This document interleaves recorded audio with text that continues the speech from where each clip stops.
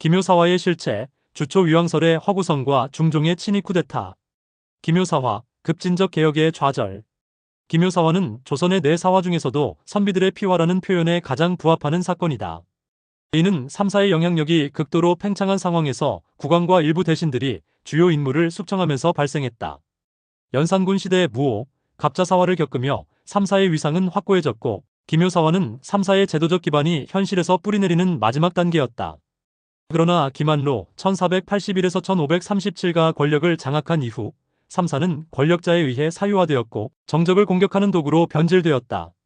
중종 반정 1506년은 연산군의 폭정으로 쉽게 성공했으며 반정 직후 대규모 포상이 이루어졌다.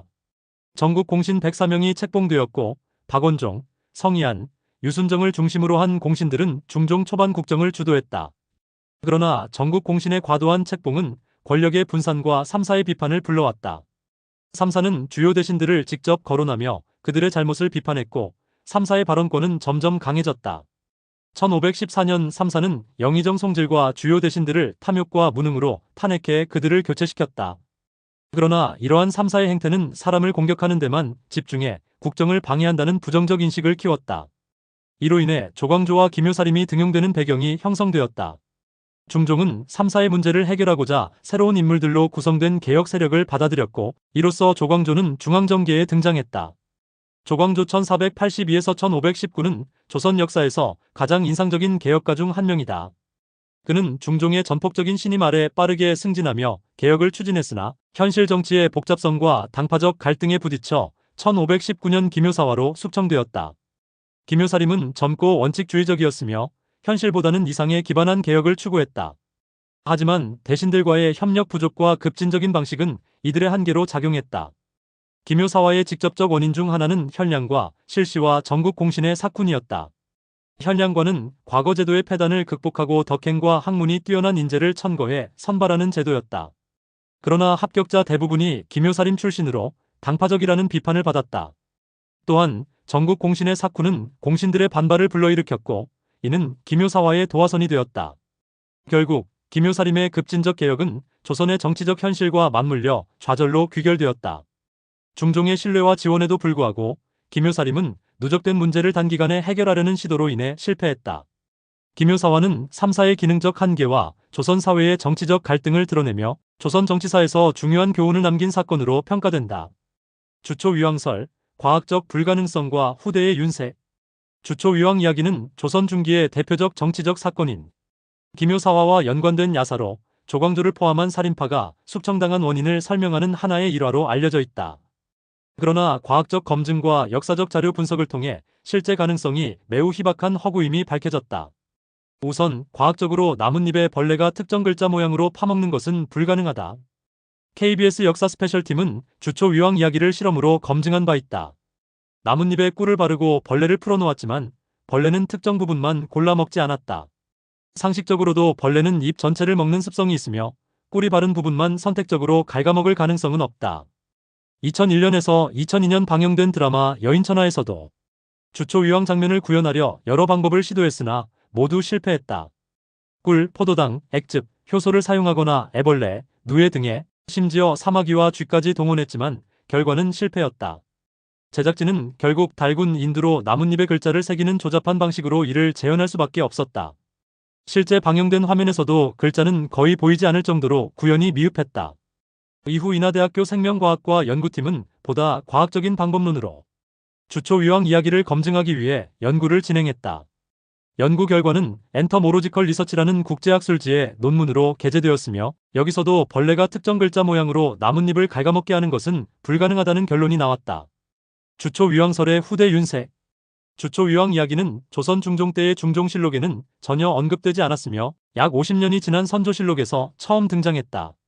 선조실록 선조 1년 1568년 9월 21일 기록에 따르면 남권이 조광조를 모함하기 위해 벌레가 갉아먹은 나뭇잎을 사용했다는 내용이 등장한다.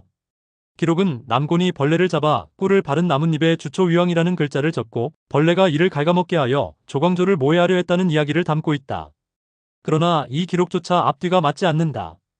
조선왕조실록은 영모와 관련된 사건을 기록할 때 주술적이거나 미신적인 요소까지도 상세히 기록했는데 정작 김효사화 당시의 기록인 중종실록에는 이 이야기가 전혀 등장하지 않는다. 당시 김효사화를 기록한 사관들은 중종의 의중을 파악하지 못해 답답함을 토로할 정도였으며, 만약 왕이 직접 나뭇잎에서 글자를 발견했다는 소문이라도 있었다면 이를 기록하지 않았을 리가 없다. 결국 주초위왕 이야기는 김효사화 당시 실존했던 사건이 아니라 후대에 윤색된 내용으로 보아야 한다. 이는 조광조가 선조시대에 이르러 성현으로 재평가되고 신원이 회복되면서 그의 억울함을 강조하기 위해 만들어진 이야기일 가능성이 높다. 또한 중종이 성현을 숙청한 군주로 비판받는 것을 피하고 왕조의 이미지를 보호하기 위해 이러한 이야기가 퍼진 것으로 추정된다. 현대 학계에서는 김효사화를 단순히 벌레가 새긴 글자를 빌미로 발생한 사건이 아닌 중종이 주도한 친위 쿠데타로 해석한다. 중종은 조광조의 개혁을 지원했으나 그의 급진적인 정책과 강경한 태도로 인해 대신들과의 갈등이 심화되자 결국 조광조를 제거하기로 결단했다. 주초위왕 이야기는 조선 왕조 내내 정설처럼 여겨졌으나 이는 실록 번역 이전에 당시 기록에 접근하기 어려웠던 점이 큰 영향을 미쳤다. 연구가 진행됨에 따라 주초위왕 이야기는 허구로 판명되었으며, 이는 단순한 음모론적 이야기를 넘어 왕조의 이미지 관리와 권력 정쟁의 양상을 이해하는 중요한 사례로 남아있다. 중종의 친위 쿠데타, 김효사화의 실체. 김효사화는 흔히 중종 재위기에 벌어진 권력 투쟁으로 이해되며, 조광조와 살인파를 중심으로 한 이상주의적 개혁 세력이 훈구파의 보수적 세력에 의해 제거된 사건으로 알려져 있습니다. 하지만 이를 자세히 살펴보면 실제로는 중종 본인이 주도한 친위 쿠데타였음을 알 수 있습니다. 김효사화의 배경과 전개. 1519년 중종 14년 12월 조광조를 비롯한 살인 세력의 숙청은 중종의 강력한 의지로 이루어졌습니다. 당시 실록의 기록에 따르면 조광조의 사형을 주장한 이는 중종뿐이었으며, 심지어 훈구파 지도자로 알려진 정광필과 남곤조차 조광조 처형에 반대했습니다.